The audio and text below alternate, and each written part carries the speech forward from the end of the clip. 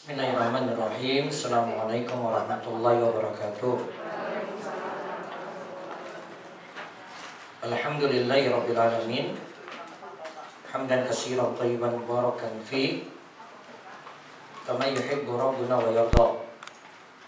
Wa asyhadu an la ilaha illallah wahdahu la syarikalah. Wa asyhadu anna Muhammadan abduhu wa rasuluh. Allahumma sholli ala nabiyyina Muhammad wa ala alihi wa man tabi'ahum bi ihsan ila yaumiddin. Allahumma inna nas'alukal jannah wa na'udzubika minan nar. Puji syukur kita panjatkan pada Allah. Selawat dan salam semoga tercurah pada Nabi besar, Nabi agung kita Muhammad sallallahu alaihi wasallam. Baik, ibu-ibu sekalian, pada kesempatan pagi ini kita kembali membahas buku Cara Meraih Ridha Allah. Bahasan kita cari ridha Allah dengan cinta pada Nabi kita Muhammad sallallahu alaihi wasallam. Sudah kita jelaskan beberapa poin kemarin cara cinta pada Nabi. Yang pertama, membenarkan setiap berita dari Nabi sallallahu alaihi wasallam, walaupun nantinya tidak masuk dalam logika kita. Tugas seorang muslim itu pokoknya imani, walaupun tidak masuk dalam logika. Yang kedua, berselawat ketika nama Nabi Sallallahu Alaihi Wasallam disebut.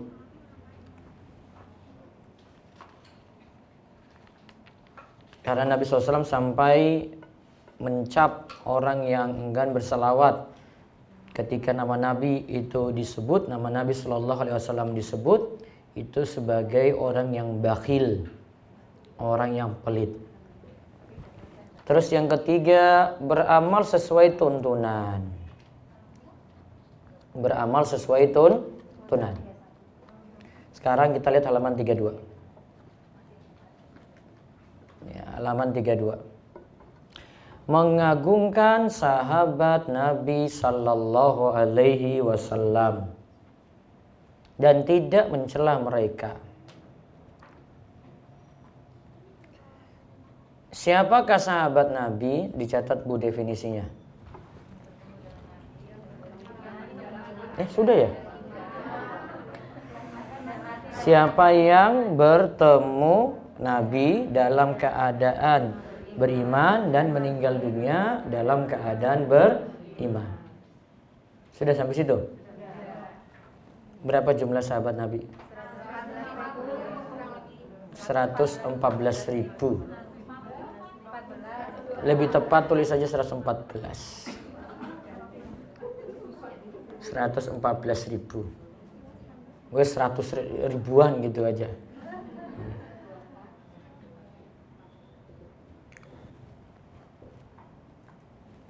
Sahabat yang paling mulia urutannya Abu Bakar, kemudian yang kedua Umar, kemudian yang ketiga Utsman, yang keempat Ali bin Abi Thalib.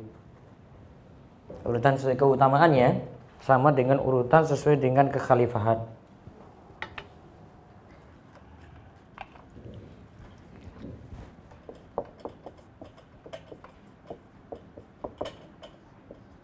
Abu Bakar, terus Umar bin Khattab, terus Utsman bin Affan, terus Ali bin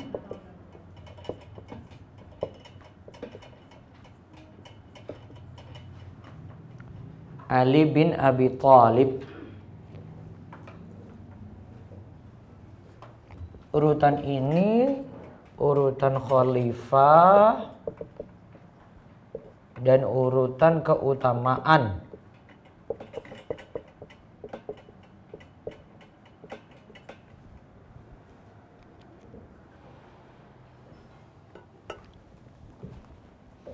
Dan 4 khalifah ini sudah dijamin masuk surga.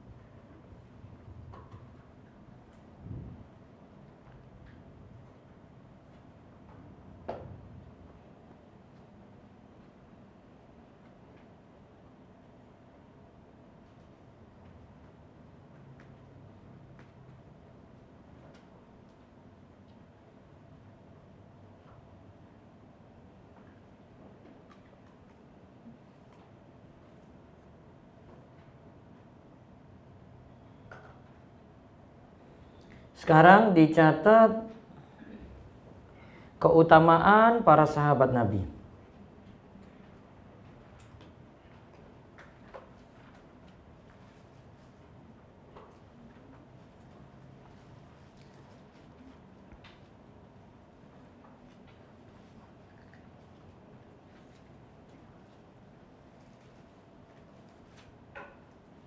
Keutamaan para sahabat Nabi. Nanti lihat di surat Al-Fatah ayat 29.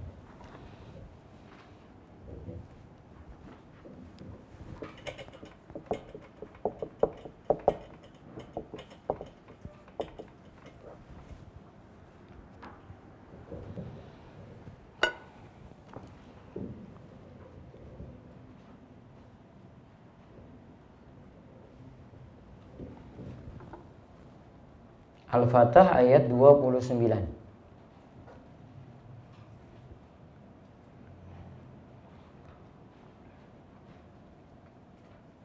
Saya bacakan ayatnya. Ibu mau lihat di Al-Quran boleh?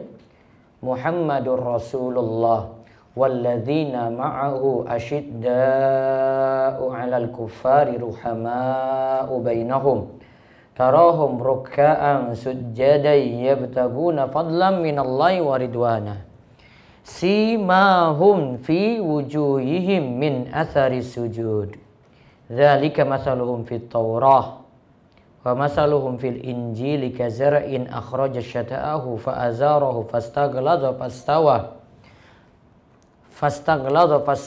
ala suqihi yu'jibu zurra'a liyaghidha bihimul kuffar. Wa'adallahu alladhina amanu wa 'amilus solihati minhum maghfiratan wa ajran 'azima. Muhammad itu adalah utusan Allah dan orang-orang yang bersama dengan dia. Orang-orang yang bersama dengan Nabi Muhammad. Siapa berarti? Para sahabat Nabi. Adalah keras terhadap orang kafir, tetapi berkasih sayang sesama mereka. Kamu lihat mereka rukuk dan sujud mencari karunia Allah dan keridhoannya. Tanda-tanda mereka tampak pada muka mereka dari bekas sujud. Demikianlah sifat-sifat mereka dalam Taurat dan sifat-sifat mereka dalam Injil, yaitu seperti tanaman yang mengeluarkan tunasnya. Maka tunas itu menjadikan tanaman itu kuat, lalu menjadi besarlah dia dan tegak lurus di atas pokoknya. Tanaman itu menyenangkan hati penanamnya. Karena Allah hendak menjengkelkan hati orang-orang kafir dengan kekuatan orang-orang mukmin. Allah menjanjikan kepada orang-orang beriman dan yang mengerjakan amal soleh, di antara mereka ampunan dan pahala yang besar. Sekarang dicatat keutamaan para sahabat. Pertama,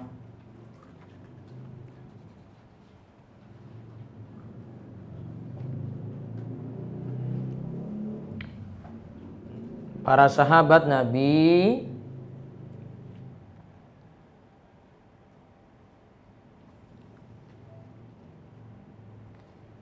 sangat cinta pada orang beriman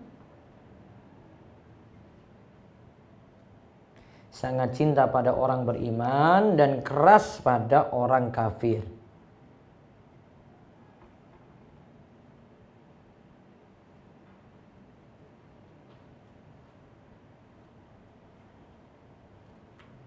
Cinta pada orang beriman berarti orang beriman didukung, disupport, dicintai.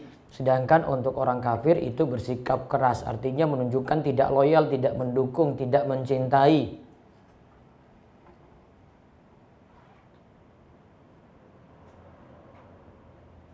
Maka kalau ada sesama orang beriman itu yang keliru, ya, sifat sahabat itu ya nasihati. Namun ketika ada yang menyimpang, sesat, ya, mereka bersikap lebih lagi kalau apalagi sudah punya ilmu di situ. Kata Nabi SAW, al-mu'minil mu'min kal bunyan yashuddu ba'duhu ba'dha. Seorang mukmin dengan mukmin yang lain itu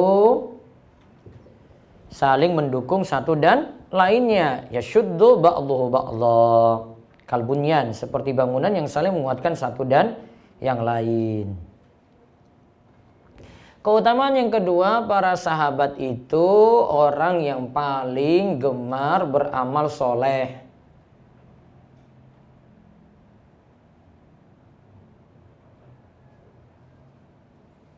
Jadi yang paling semangat beramal soleh itu para sahabat.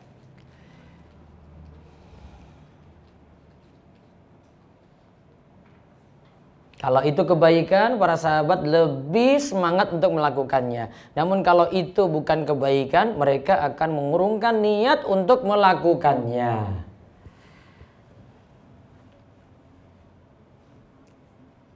Dan para sahabat, amal soleh mereka itu punya keutamaan, walaupun sedikit, itu nilainya lebih luar biasa dibanding dengan amal soleh yang kita lakukan. Coba lihat yang di buku ini halaman 32 tadi. La tasubbu ahadan min ashabi, janganlah kalian itu mencaci maki salah seorang sahabatku. Fa inna ahadakum, sesungguhnya salah seorang di antara kalian, lau anfaqa, seandainya menginfakkan misla uhudin zahaban, menginfakkan emas sepenuh gunung Uhud, ma adraka mudda ahadihim wala nasifahu, maka itu tidak bisa mendapatkan amalan sahabat yang cuma satu mud atau separuhnya. Mud, satu mud gimana Bu? Satu mud. Nah, gini, satu apa ini? Ini satu mud namanya. Apa? Jenengan sebut apa ini? Dua telapak tangan dikumpulkan. Apa namanya Bu? Ya. Gini ya, ini satu mud. Ataupun separuhnya, satu mud saja nggak dapat, apalagi separuhnya juga tidak dapat. Padahal sudah kita sedekah berapa tadi? Emas sepenuh gunung Uhud.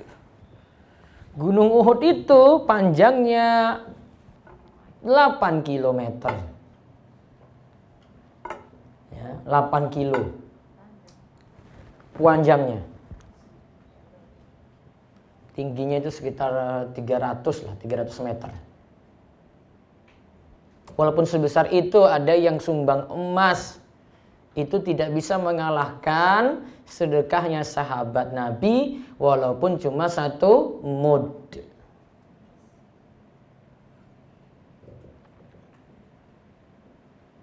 Jadi yang paling tinggi pahalanya para sahabat Nabi, karena mereka perjuangannya lebih berat daripada kita-kita ini. Tantangannya lebih berat, hijrahnya lebih berat. Kalau hijrahnya ibu-ibu cuma pakai jilbab saja paling, cuma jilbab kecil berubah jadi jilbab lebar. Yang dulu bajunya ya seksi-seksi diubah jadi ya lebar gamisan, ya, cuma itu aja tahu Bu. Paling cuma dapat komentar aja dari teman-teman gitu, dari teman seangkatan, dari reunian, dari tetangga, ya cuma komentar aja kok. Beda dengan dulu itu, Ammar bin Yasir dijemur itu dengan keluarganya, mau mati itu. Bilal juga sama. Siksanya lebih berat. Cuma dapat komen aja. Komennya di skip aja sudah selesai. Ngapain didengar? Cuek aja. Salahnya ibu dengar-dengar terus ya, sakit hati, ya, jelas. Cobaan mereka lebih berat, sehingga tantangan mereka lebih berat, pahalanya tentu lebih besar. Namun dari sisi yang semangat melakukan kebaikan, tetap mereka. Ingat kaidahnya ya, laukana khairan lasabakuna ilaih. Para sahabat tuh punya prinsip, lihat ya. Seandainya amal itu baik, tentu para sahabat lebih dahulu melakukannya daripada kita-kita. Dan ini kaidah untuk memahami masalah ibadah.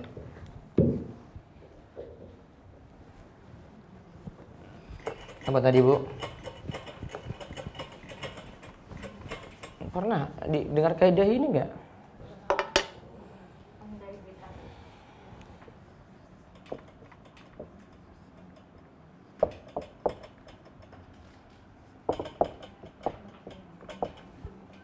Walau kana khairan lasabakuna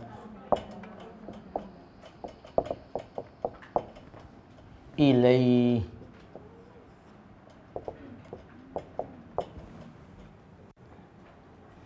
Seandainya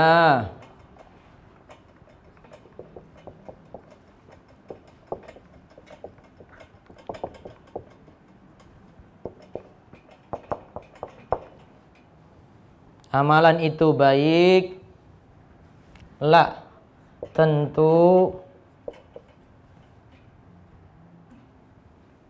para sahabat Nabi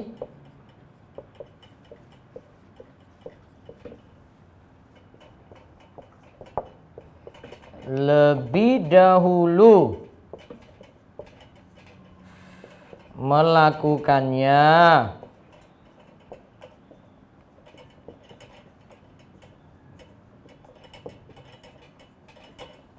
daripada kita-kita.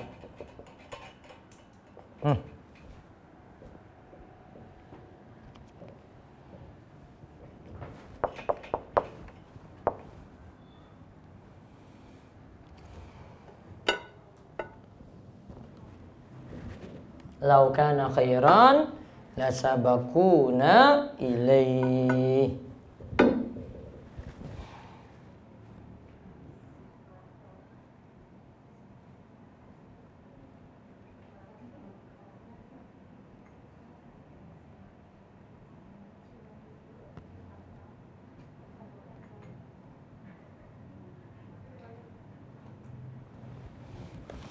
Ini perkataan Imam Ibnu Katsir ketika tafsirkan surat Al-Ahqaf ayat 11.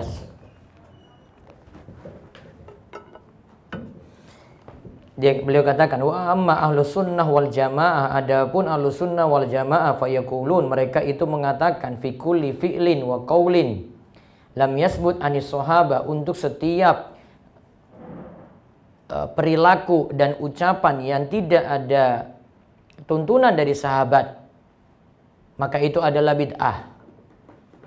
Dalilnya lau kana khairan lasabakuna ilaihi. Seandainya amal itu baik, tentu para sahabat akan lebih dahulu melakukannya. Li'annahum lam yatruku khoslatan min khisalil khair illa wa qad badaru ilaiha. Karena para sahabat itu tidaklah melihat suatu kebaikan kecuali mereka akan segera melakukannya. Kok kita lebih semangat daripada para sahabat, padahal seperti itu tidak ada tuntunan, maka amalan ini jadi tanda tanya besar. Ini kaidah memahami bid'ah. Apa tadi? Kaidah memahami apa? Bid'ah.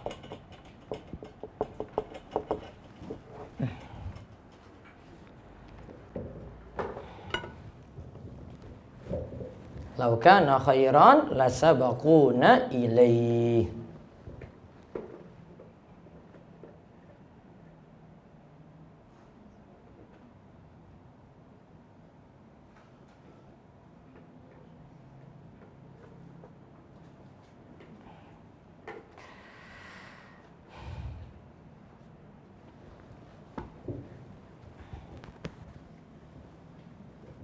Maka cek satu amalan, kemudian dilihat amalan itu pertama dicek itu baik atau tidak. Oh baik.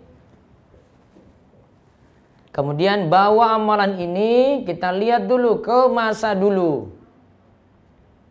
Itu suatu kebaikan? Oh iya suatu kebaikan. Lihat dulu para sahabat lakukan atau tidak? Oh tidak lakukan. Berarti amalan ini dapat dihukumi bid'ah. Kecuali ada suatu maslahat yang tidak bisa dilakukan di zaman dulu karena ada faktor penghalang. Karena ada faktor penghalang sehingga baru dilakukan belakangan, tidak di zaman para sahabat. Ya? Contohnya to be continue. Perlu dicontohkan? Mushaf Al-Quran. Mushaf Al-Quran itu tidak dikumpulkan di masa para sahabat, ya, masa Nabi Sallallahu Alaihi Wasallam. Baru nanti di masanya Utsman. Itu baru dikumpulkan jadi satu. Ya, di masa sebelumnya belum ada. Tetapi ada maslahat, ada faktor ketika itu belum disusun Al-Qur'annya dikarenakan wahyu masih terus turun. Kalau langsung dibukukan, oh nanti nulis lagi gitu, oh sekalian saja nanti. Nah di masa sahabat itu baru dikumpulkan tadi. Contoh lagi, faktor pendorongnya belum ada, penghalangnya masih ada. Ya, contoh lagi,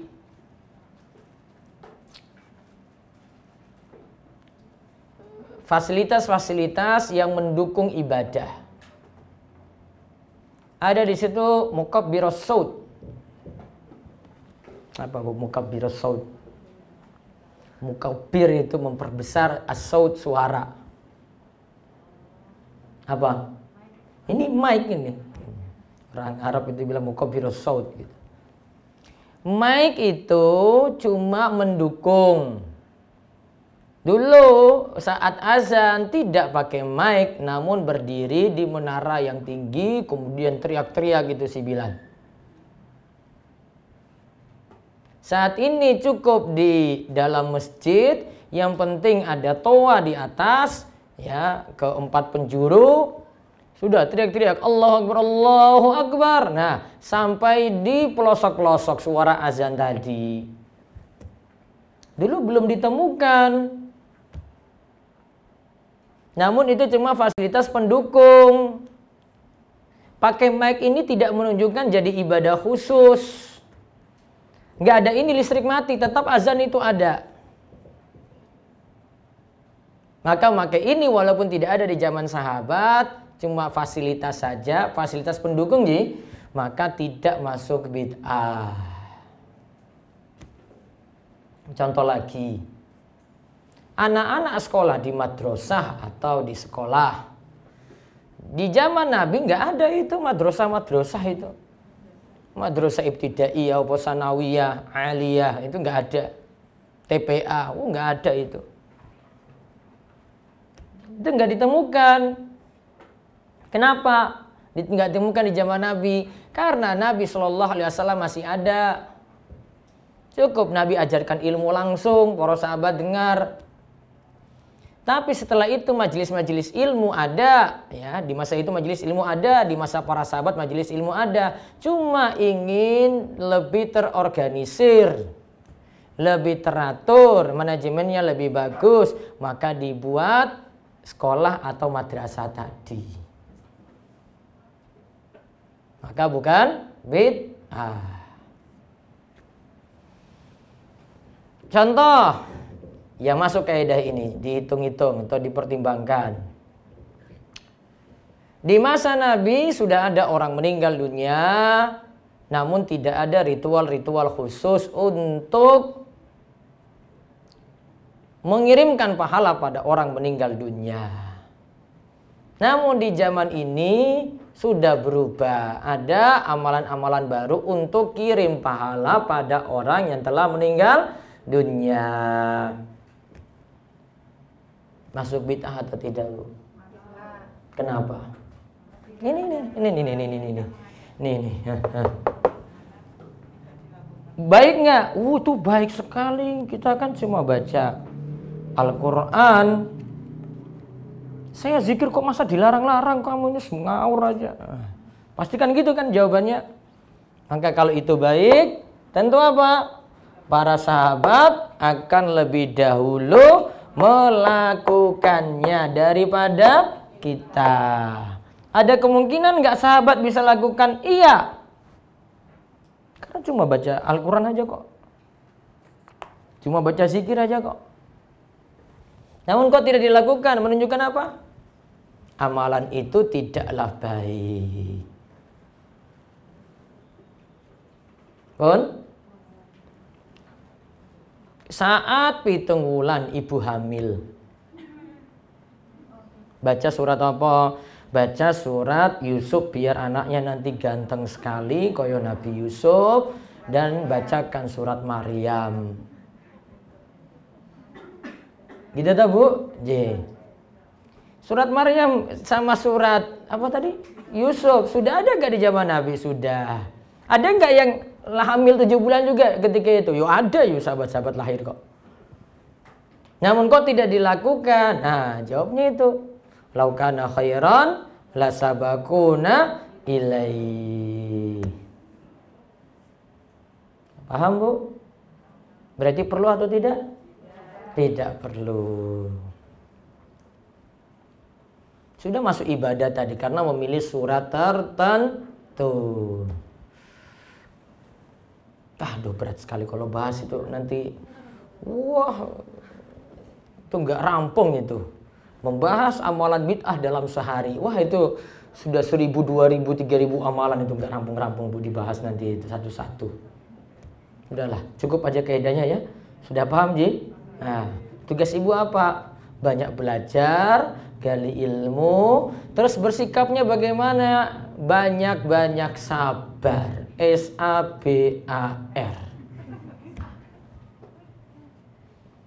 Dan banyak maklumi. Kadang mesti menimbang mudarat yang besar dengan mudarat kecil, ambil yang kecil. Wah, Ustadz, ini sedulur saya ya Ustadz, ini meninggal dunia ya, saya gimana ya, masa nggak hadir nanti saya dikucilkan nih. Saya datang aja Ustadz, setor muka gimana Ustadz? Saya jadi pemain belakang aja kok, cuma di pawon, cuma ya gawe wedang wis. Cukup, saya nggak ikut-ikut depan Ustadz gimana? Masih lebih ringan. Cari aman. Iya nah? Aman itu. Ya, atau datang belakangan. Yang penting nggak bohong gitu. Jangan bilang macet ternyata nggak macet, ngapusi berarti. Ya. Nanti nggak bohong aja.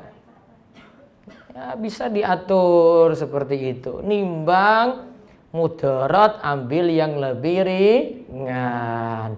Apalagi keluarga masih notabene-nya awam, boten ngaji, dengar kajian aja nggak pernah. Jangan sudah datang-datang bawa istilah ini lagi datang langsung, dasar keluargaku itu masih ahlu bid'ah semuanya itu. Jangan sikapi orang, banyak maklumi. Karena sebelum ibu-ibu dulu ngaji juga ya sama dulu seperti itu. Sami mawon, Bu. Cuma jenengan lebih dulu dapat hidayah daripada keluarga besar. Maka syukuri keadaan jenengan saat ini. Tinggal mikir keluarga ini gimana bisa paham. Ya tak, Bu? Ya. Kayaknya banyak pikiran langsung itu ya. Aduh, PR ku Ustadz banyak sekali. Ya sama-sama. Itu. Ambil mudarat yang lebih ringan. Walaupun nanti tetap ada resiko. Karena awal-awal dulu itu saya belum berani ngomong di depan umum gitu. Namun sudah tahu ini Ustadz ini nggak mau ngikut-ngikut ini acara-acara kayak gini. Ya. Terus pihak tuan rumah, keluarganya meninggal, nggak mau untuk adakan 7 hari. Berapa hari lagi, Bu? 3, 7, 40, 100, nyewu. 1 tahun dulu ya.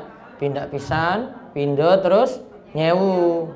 Nyewu terus pasang kicing gitu. Jadi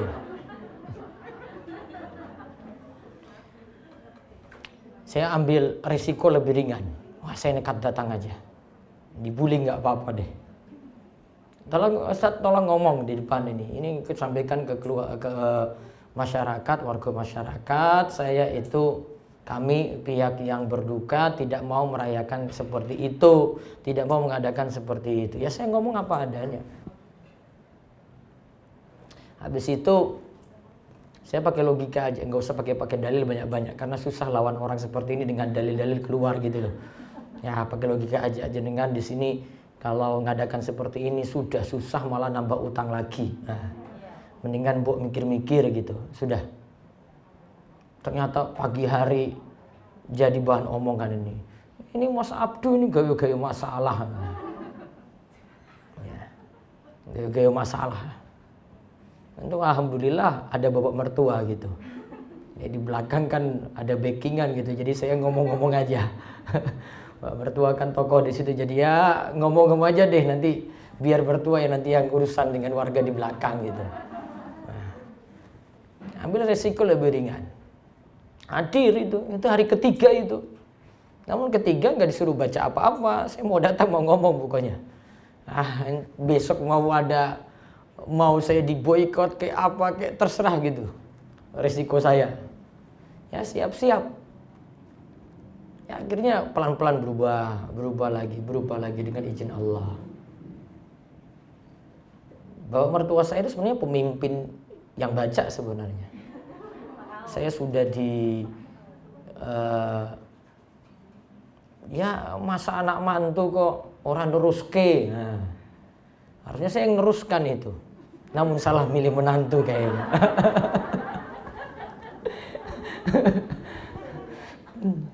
Gak pernah keluar, gak pernah dukung-dukung gitu. Malah gak masalah. Ya sudah, pas saya di Arab baru orang tua itu berubah. Baru mertua itu berubah. Ya, ada sebab yang lain bukan dari saya. Akhirnya berubah, sudah. Masyarakat baru pelan-pelan itu berubah. Intinya ada satu kondisi ibu-ibu itu ambil mudarat yang lebih apa? Ringan. Kita nggak mungkin dapat semua baik loh, Bu. Ibu nanti dalam satu kondisi itu, ini dua-duanya jelek, saya pilih yang mana ini ya? Si A atau si B? Milih kondisi A atau kondisi B gitu. Ini mudarat. Oh ini ada masalah, ini ada masalah. Namun mana yang paling ringan? Saya ambil yang ini aja deh. Maka kita akan bersikap seperti itu. Sama seperti ada dua kebaikan. Ya, kebaikan A, kebaikan B. Milih yang mana? Yang banyak kebaikannya. Kita tidak bisa hadapi semuanya baik gitu. Ada dua kondisi baik sama-sama. Kita mesti milih salah satunya. Nah, syariat kita itu dibangun seperti itu. Memilih mana yang lebih maslahat, memilih mana yang mudaratnya lebih ringan. Ya.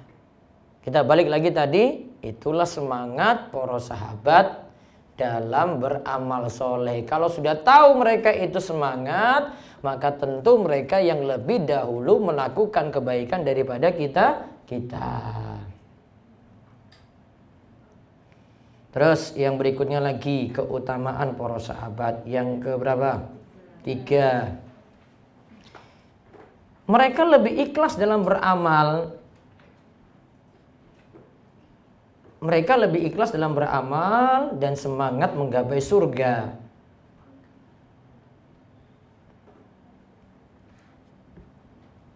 Keikhlasannya luar biasa gitu. Sampai kadang keikhlasan itu bisa jadi mereka sembunyikan, dan kadang kurang memikirkan dirinya sendiri. Seperti Abu Bakar itu bersedekah dengan seluruh hartanya. Kalau Umar tidak seperti Abu Bakar, masih kalah dengan Abu Bakar. Ada sebagian yang dia itu sisakan. Abu Bakar kalau mau ditanya satu hari amal solehnya itu ditanya, siapa yang sudah memberi makan orang miskin? Abu Bakar jawab, saya. Siapa yang layat pada orang mati? Saya. Siapa yang mengantarkan jenazah ke kubur? Saya. Siapa yang puasa hari ini? Saya. Itu contoh Abu Bakar. Namun amalan mereka selalu berusaha untuk ikhlas. Karena amalan ini tidak diketahui oleh Nabi SAW dulu. Kemudian kalau Nabi tanya itu baru dijawab oleh Abu Bakar, seperti Abu Bakar tadi. Nah, seperti yang pernah saya contohkan tentang semangat sedekah mereka, saya diam-diam. Sampai dicurigai orang sahabat ini atau keturunan Nabi SAW ini, itu sampai sedekahnya itu diam-diam, orang-orang dalam rumahnya pun tidak tahu. Bahkan dia lebih dinilai orang yang super pelit. Zainul Abidin itu di rumahnya itu dia simpan dirham-dirham itu nggak pernah dia pakai untuk keluar. Ternyata tiap malam Zainul Abidin, cicitnya Nabi Shallallahu Alaihi Wasallam, itu malah rajin memberikan sedekah berupa gandum yang dia pikul sendiri, ngantar ke rumah-rumah. Tidak ada orang pun yang tahu kecuali setelah dia meninggal dunia. Itu saking rahasianya amal-amal para sahabat. Keutamaan yang keempat lagi, para sahabat adalah orang yang paling khusyuk dan tawadhu.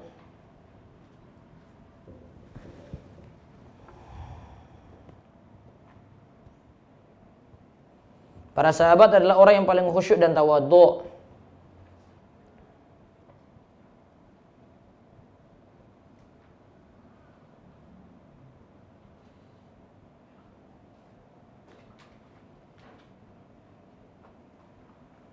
Ini seperti yang disebutkan dalam firman Allah, simahum fi wujuhihim min atharis sujud. Tanda-tanda mereka itu tampak pada muka mereka dari bekas sujud. Ayat ini bukan berarti orang baik itu mesti ada bekas sujudnya. Tidak. Tapi makna ayat ini adalah, kata Imam Mujahid dan ulama tafsir lainnya, simahum fi wujuhihim min atharis sujud, yaitu nampak pada mereka tanda kekhusyuan dan ketawaduan, rendah hati, tidak sombong.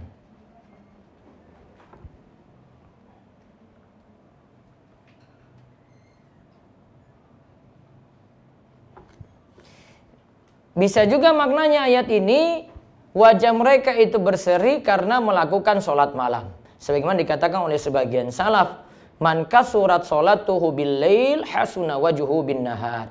Siapa yang banyak sholatnya di malam hari, hasuna wajhuhu bin nahar, wajahnya itu nampak berseri pada siang hari. Apa tadi sebabnya? Banyak sholat di malam hari.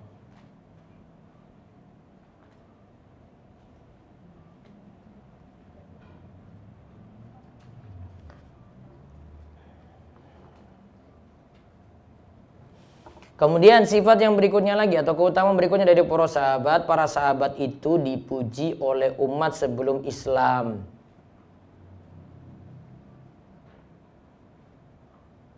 Dan mereka adalah sebaik-baik umat.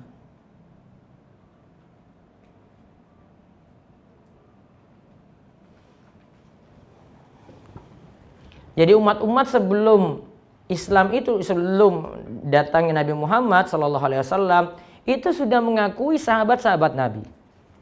Ada penyebutannya dalam Taurat seperti tadi disebutkan dalam ayat, "Dzalika matsaluhum fit Taurat wa matsaluhum fil Injil kazar'in akhraja syat'ahu fa'azarahu fastaghlaza fastawa 'ala suqi yu'jibu zurra'a." Sifat-sifat mereka, yaitu para sahabat, sudah ada dalam Taurat dan sifat-sifat mereka sudah ada dalam Injil. Yaitu seperti tanaman yang mengeluarkan tunasnya. Maka tunas itu menjadikan tanaman itu kuat. lalu menjadi besarlah dia dan tegak lurus di atas pokoknya, tanaman itu menyenangkan hati penanam-penanamnya. Maksudnya para sahabat Nabi itu menguatkan, mendukung dan menolong Nabi Muhammad sallallahu alaihi wasallam. Tunas tadi itu ibarat untuk para sahabat Nabi. Nah, 5 sifat ini diantara keutamaan para sahabat yang disebutkan dalam surat Al-Fatih ayat berapa tadi? 29.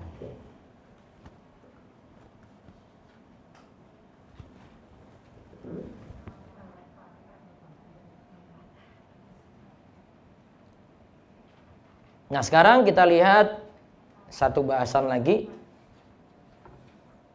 Tanda cinta Nabi. Itu kan tadi kita sebut sebelumnya beramal sesuai tuntunan.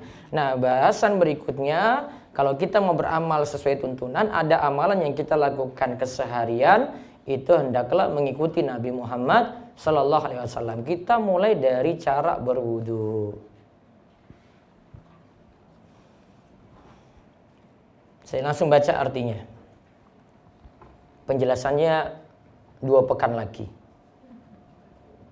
Ya kan pekan depan kan daurah, ya. 2 pekan lagi. Tapi 2 pekan lagi itu 23 tambah 7 30. Mau malam tahun baru itu ya. Sudah Bu Covid Bu, wis nang omah wae Bu. Ora usah jalan-jalan. Lockdown.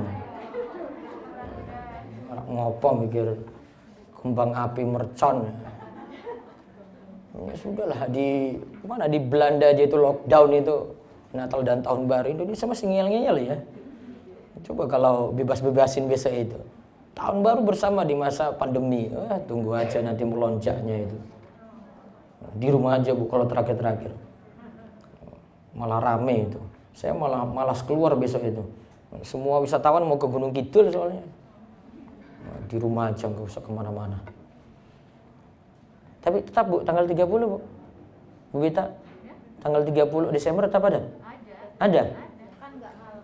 Hah? Oh kan nggak malam, oh berarti arah jalan-jalan berarti.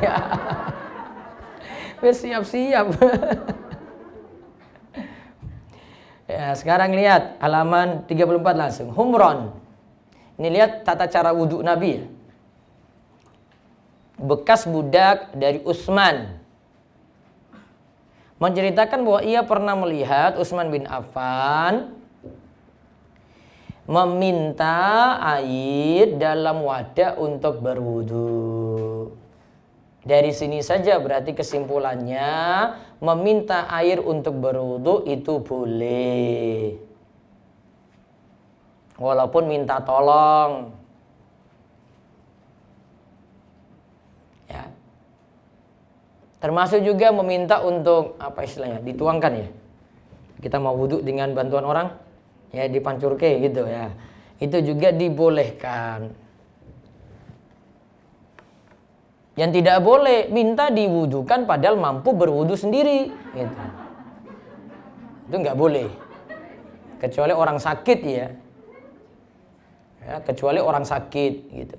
Kalau orang sakit tidak bisa berwudu sendiri, bisa diwudukan oleh yang lain. Selama dia masih boleh menggunakan air, dia tetap berwudu dengan cara diwudukan oleh orang lain. Lalu ia menuangkan air kepada telapak tangannya 3 kali. Ya, cuci tangan 3 kali berarti. Lalu membasuh kedua telapak tangannya. Kemudian memasukkan tangannya lagi ke dalam wadah. Celupkan lagi. Kalimatnya itu bukan celupkan dulu baru cuci tangan. Namun cuci tangan dulu baru kemudian tangannya dicelupkan. Berarti di sini nanti jadi aturan Bu, kalau habis bangun tidur, terutama bangun tidur maka tangan tidak langsung dicelupkan dalam wadah. Dalam ember atau yang lainnya. Tapi jenengan misalnya kalau sekarang ada keran, nah kerannya nyalain dulu, cuci tangan dulu. Itu aturannya. Maka awal cuci tangan Nabi SAW di sini tidak Utsman di sini tidak contohkan dengan mencelupkan langsung. Namun setelah cuci tangan baru dia celupkan tangannya. Lalu berkumur-kumur. Matmadha. Madmadah itu memutar-mutar air dalam mulut. Nah, itu dalam mulut diputar-putar airnya. Dan masukkan air ke dalam hidung. Airnya dihirup semampunya, kemudian dikeluarkan. Lalu beliau membasuh wajah 3 kali. Wajahnya dibasuh 3 kali. Kemudian membasuh tangan hingga siku 3 kali. Basuh tangan sampai apa? Siku berapa kali? 3 kali.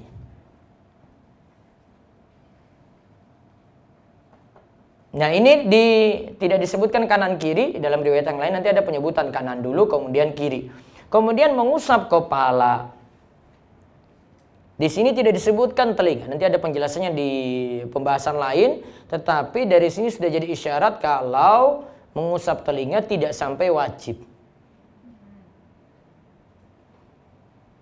Dan di dalam ayat wudu surat Al-Maidah ayat 6 itu tidak menyebutkan mengusap telinga, yang ada mengusap kepala.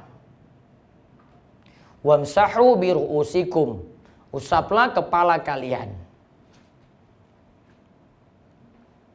Dan di sini disebut mengusap kepala, bukan mengusap rambut. Beda kan kalimatnya? Kalau mengusap rambut berarti rambut ibu yang panjang 1 meter itu, nah, itu ditarik dari depan sampai belakang, itu sampai buntutnya di belakang. Namun kalau disuruh mengusap kepala berarti dari depan cuma sampai tengkuk saja. Ya kan? Itu mengusap kepala. Lalu membasuh kaki hingga mata kaki sebanyak 3 kali. Kaki kanan dulu kemudian kaki kiri. Kecuali pakai kaos kaki atau sepatu dan sebelumnya sudah berwudu dulu, maka cukup mengusap kaos kaki. Asalkan sebelum pakai kaos kaki sudah berwudu sempurna sampai mencuci kaki, lalu dia pakai itu layaknya memakai khuf. Dan para ulama itu sebagian itu samakan dengan kaos kaki baru kemudian diusap. Catatannya kaos kakinya sampai nutupi mata kaki, karena ada kaos kaki yang cuma sampai apa? Bawah mata kaki. Kalau sampai menutupi mata kaki maka cukup diusap bisa. Ya, dibolehkan. Apalagi mungkin berada di daerah atau wilayah yang mengalami musim dingin. Nah, dibutuhkan pakai kaos kaki. Musim winter, nah, pakai kaos kaki tadi boleh. Kayak catatannya tadi ya, ketika ingin mengusap kaos kaki sebelumnya wudu sempurna dulu sampai cuci kaki, kemudian nantinya mengusap kaos kaki. Cara mengusapnya adalah sekali usapan. Cukup tangannya telas basah ya, terus diusap barengan. Nah, ini barengan. Nih basah ya, basah terus usap. Selesai. Tidak mesti detail, nggak usah usap. Boten. Basah. Sudah. Kalau mau bawah, ulama Syafi'i ada yang bolehkan mengusap bawah juga, namun tidak perlu, tidak wajib. Lalu setelah melakukan seperti ini, kemudian Utsman katakan, Rasulullah Shallallahu Alaihi Wasallam bersabda, barang siapa berwudu seperti wuduku ini, berarti wudu yang dipraktekkan oleh siapa tadi? Utsman. Kemudian ia sholat 2 rakaat, berarti sholat sunnah ba'da wudu. Lalu tidak berbicara dalam dirinya, maksudnya tidak memikirkan urusan dunia dan hal-hal yang tidak terkait dengan sholat. Berarti fokus saat sholat, maka Allah akan mengampuni dosa-dosanya yang telah lalu. Berarti ada tuntunan sholat sunnah ba'da wudu.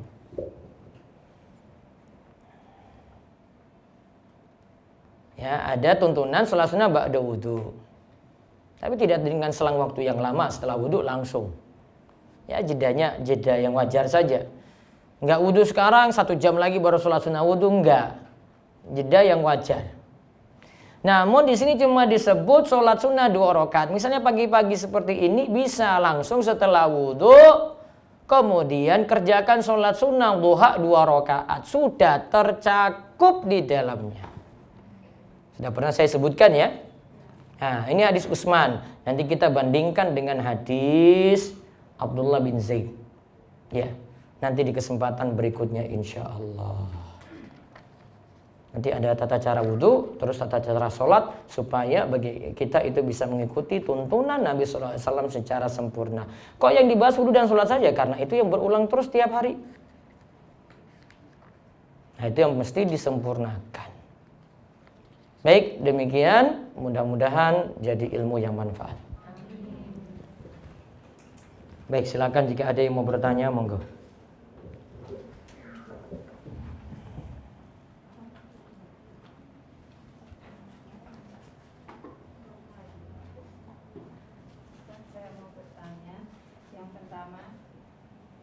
Sebentar lagi kan mau perayaan hari raya Nasrani itu, hari raya Natal. Itu Natal dan tahun baru. Oh, iya. Ya, jangan Natal saja. Hukumnya kalau kita menerima pesanan kue. Tidak boleh. Wala ta'awanu 'alal ismi wal udwan. Jangan tolong menolong dalam dosa dan permusuhan. Terus yang kedua, Tunggu sebentar. Pesannya tanggal berapa? enggak, saya enggak terima. Iya, enggak, maksudnya pesannya kalau tanggal 25 mau dipaskan tanggal itu, terus yang pesan non muslim sudah jelas berarti dia mau pakai untuk apa. Tapi kalau yang pesan muslim untuk diberikan itu kan Makanya nggak usah cari tahu gitu. Sudah pesan aja. Mau pakai ini. Oh, kalau sudah tahu mau dipakai untuk gitu, nggak terima berarti. Sekalian tidak terima orderannya. Libur dulu. Terus yang kedua ini Ustaz, bagaimana hukumnya dengan arisan emas? Sekarang ini kan lagi musim-musimnya tuh emas setengah gram gitu. Iya. Kita mengadakan arisan sebulan 100 itu bagaimana Ustaz? Arisannya arisan uang saja, tidak usah dengan arisan emas atau barang. Pernah saya jelaskan. Lebih aman arisannya uang sehingga statusnya utang. Utang murni. Namun kalau dengan barang maka nanti bercampur di situ ada utang dengan utang lagi. Mendingan utang murni saja. Itu lebih aman. Baik Ustaz. Terima kasih Ustaz. Baik. Apalagi kalau emas disyaratkan jual belinya mesti apa, Bu? Ya dan biadin. Kalau bayarnya tertunda berarti ada masalah. Karena tidak memenuhi syarat ya dan biadin. Emas lebih masalah itu daripada dengan arisan tas. Bukan hanya berubah, namun transaksinya tidak ya dan biadin. Ya, monggo, Bu. Assalamualaikum Ustaz. Waalaikumsalam warahmatullahi wabarakatuh. Ini kan misalkan pilkada kemarin, kalau kita itu golput gitu dosa nggak? Ustaz? Di daerah mana? Di daerah sini. Di mana kan maksudnya kita kalau nggak pilih golput. Enggak apa-apa, Bu. Orang ngaruh. Tapi kan Saya itu kalau sudah tahu jagonya yang menang siapa, saya malas milih. saya baca itu wajib memilih pemimpin Ustaz. Wajib. Tapi kan tetap jadi juga. Ya, kalau sudah jadi ya sudah, kalau gitu manut aja. Tapi kalau ada masalah baru ngikut gitu kalau suaranya penting. Kalau di Sleman Bantul, wah, kalau saya di sini saya jalan-jalan ke pantai malahan itu. Gitu. Namun kalau sudah jadi ya sudah berarti. Apalagi sudah punya peluang, orang tahu wah tetap menang yang itu, ya ngapain capek-capek gitu kan. Mungkin kalau cuma jadi warga RT yang gak enak saja sama Pak RT-nya ya sudah hadir aja deh. Cuma setor muka. Namun biasanya kita bingung mau milih yang mana ya. Begitu. Ya, taib, ada lagi. Ya.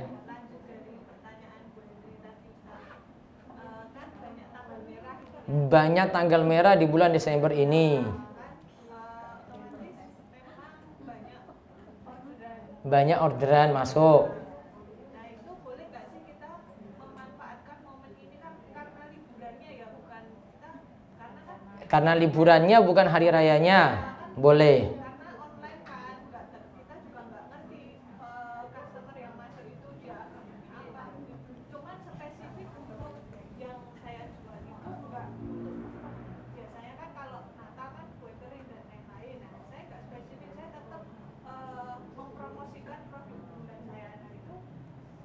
Yang penting tidak disuruh ada kalimat yang mesti dibuat di dalam kemasan gitu.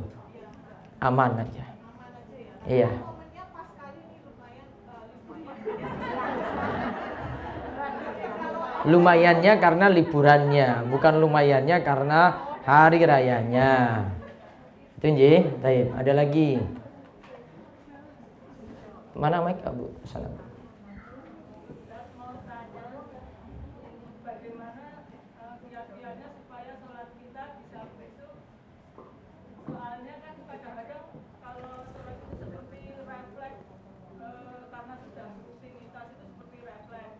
Terus yang kedua, boleh tidak kita memajang hewan liar yang sudah mati yang diberi air keras di dalam rumah? Apakah malaikat rahmat masih Taib. Yang kedua tadi tidak boleh karena masih dianggap patung. Nggak boleh.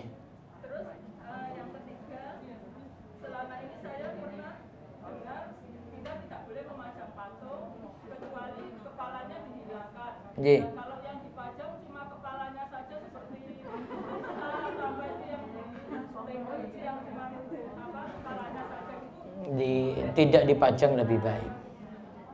Taib. Yang pertama tadi apa Bu? Pertama? Bagaimana kiat-kiatnya? Khusyuk. Pembahasannya panjang sekali. Nanti kalau kita bahas nanti tentang sholat, prinsip khusyuk yang utama sesuaikan sholat kita dengan tuntunan Nabi Shallallahu Alaihi Wasallam. Itu prinsip khusyuk yang paling utama.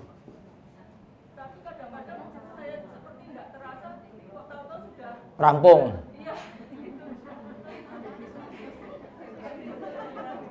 Ya karena sesuatu sudah jadi rutinitas biasanya seperti itu. Maka dibuat variasi mungkin bacaan sholat, bacaan suratnya gitu. Dibuat variasi-variasi seperti itu. Insya Allah lebih menghayati, lebih khusyuk. Dia ya. Baik, ada lagi. Ya, monggo Bu. Waalaikumsalam warahmatullahi wabarakatuh.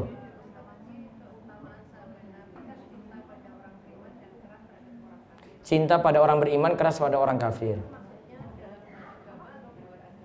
Cuma dalam hal perihal peribadatan saja. Apa? Contohnya? Pada orang beriman, iya, gitu, dukung, support, kerjasama.